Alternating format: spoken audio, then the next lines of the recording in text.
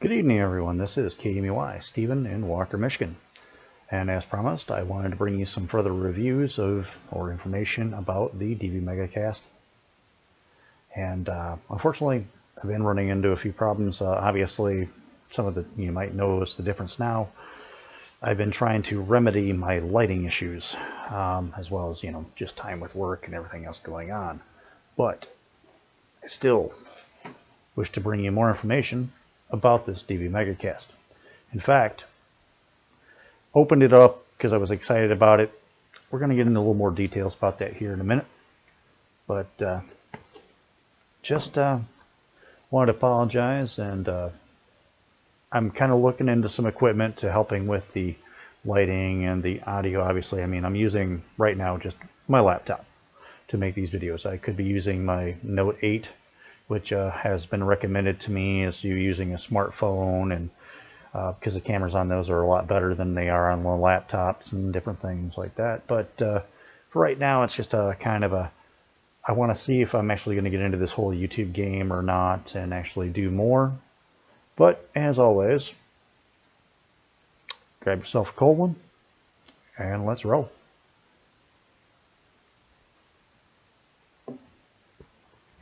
All right, on to the DVMega Cast.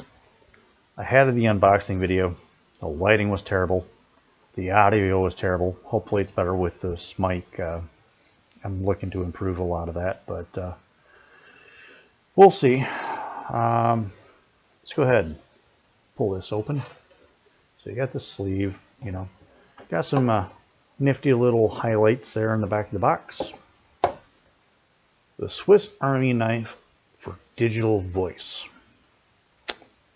We'll talk about that. Typical, just plain white box. A couple stickers on the side. Nothing too phenomenal. Open up on the insides, and we have a Combitronics card with some information on the back, specifically related to the device. A wireless adapter, Bluetooth or RF of some kind, plugs into the USB port. That's probably for the Wi-Fi end of this. And then we have bubble wrap in a white box. All right, what do we got here? There we go. We have a couple pieces of foam, a box, and the DVMega Cast wrapped in bubble wrap. Now, it looks nice. I mean, obviously with me being on wearing a black shirt on this, it's a nice looking box there. Sling the bubble wrap. But I have a few disconnects with this. I'm sure you guys can't really catch it from the lighting. Maybe you can. If I get it just right. But there are some fingerprints on the screen. This is brand new. Right out of the box. Why are there fingerprints on the screen? And over here by the switch, I can't get a good angle for it for you, but there's like some dirt and things on there.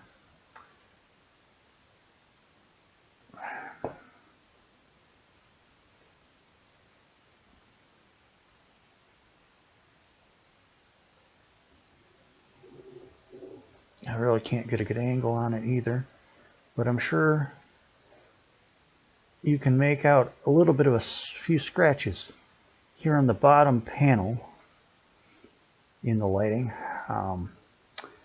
But if this is brand new, why is this got scratches, fingerprints, and other issues that, dirt and stuff? This is brand new out of the box. At least that's what I'm told by Gigaparts. I called them out of concern of this. Well, they said, well, hey, we we test this before we send it to you. Okay? Well, if that's the case, then that explains the fingerprints. But what about the dirt in this upper corner by the knob? Or the scratches clearly in the outer part of the housing? The packaging itself has no damage. The shipping box it came in had no damage. The bubble wrap was tight. There was nothing that could scratch that way. So, am I getting secondhand merchandise? Or is this just, you know, what they do? You know, we'll send you a piece of product, you know, that, as far as I'm concerned, if I'm paying the kind of full retail on that, you know, it's you know, surface damage. You know, it's just superficial. Yes, it's not going to affect the functionality of the radio. But when you're paying that kind of money, you expect something shiny, brand new, and doesn't look like, hey, somebody opened this up and had it before you and maybe beat it up a bit. So that's a hang up for me. And at this point, I'm kind of a little unhappy with Gigaparts. Unfortunately, with these devices, the DVMega devices, as far as I can tell, they have some kind of a deal with Gigaparts here in the United States as their distributor and seller of these devices, because they're out of Europe, or the EU, Netherlands. I mean, I guess you could order them from them direct and have them shipped on the boat or whatever you have you, but who knows how long it's going to take, and you'd be paying in euros, whatever the conversion rate might be at that point. But you know, this retails for $129.99. I'm sorry, $429.99, and this is what I got. I'm not happy about it. And then they said, well, take some pictures of it, send it to us, and you know, we'll look at it. Okay. They gave me no direct email to send them to. Then when I actually go to their website, hit the contact us to try to send them, nothing there. I tried uploading them through their Facebook Messenger and their Facebook page, nothing there. I mean, I'm getting this very unsatisfied feeling that Gigaparts just isn't as personal as they should be. So at this point right now, until Gigaparts gets back and remedies this or does something, I guess my business is going to go to DX Engineering, which is, hey, gee, a lot closer, comparable prices, and if I order like today, I'll get the stuff tomorrow. I order from Gigaparts, it's 3 days. They're in Alabama. DX Engineering's in Ohio. I'm in Michigan. Kind of a no-brainer there. But, you know, because I'd ordered from Gigaparts for several different devices and never had a problem and really swore by their name, this is the first really bad experience I've had with them. And when I called their customer service, I more or less, for lack of better terms, felt like I was just kind of being blown off. So I'm sure everyone has their personal experiences with different ham radio sales outlets. I'm sure there are people that have had problems with DX Engineering or Ham Radio Outlet or, you know, Ham City. You know, they all have their issues, I guess, and it may not be completely their fault. But with this being what it was, I was rather really unhappy with my previous experiences with Gigaparts, and this is what I was dealt. I'm going to keep the device and try to work something out with them. See if I can't get, I mean, like I said, it's superficial. You know, it scratches on the thing. You know, maybe a minor reimbursement, you know, for the damage, whatever. You know, but then again, this thing has its own little keys and different stuff, you know, that are on here that I got to punch into the website to, you know, register this device. Well, what happens if I go to punch those in and these are already registered? And with these guys being in Eastern Europe, what kind of technical support am I really going to get? I don't know. This is a brand new experience for me, and I'm a little concerned, but I was excited about the device, not backing away from it just yet. But let me take a second here. Now let's get to the second part I'm a little upset about. Now, we opened the box for the DVMega. Was something missing?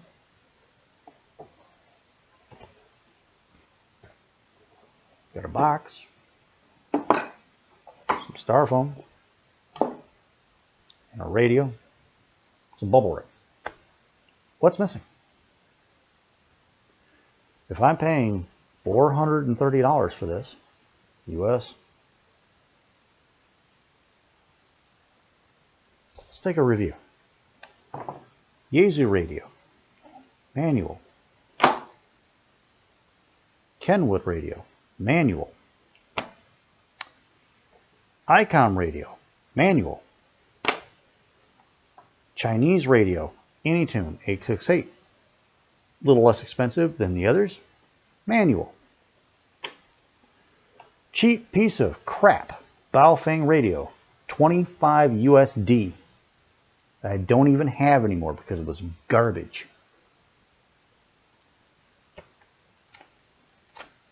Looks like a pretty thick and decent manual to me, but I don't own the radio anymore. It's junk. So, where's the manual?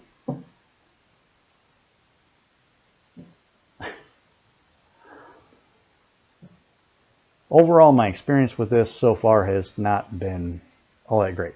From the retailer point of it, from the distributor point of it. The next step for me is going to be getting this set up and operating, and obviously chewing on Gigaparts a little bit to say, hey, say I want a new unit, which I really don't need a new unit unless there's actually some damage inside from this. But like I said, the packaging itself doesn't have damaging to reflect the scratches on the side of the cabinet. So what caused that?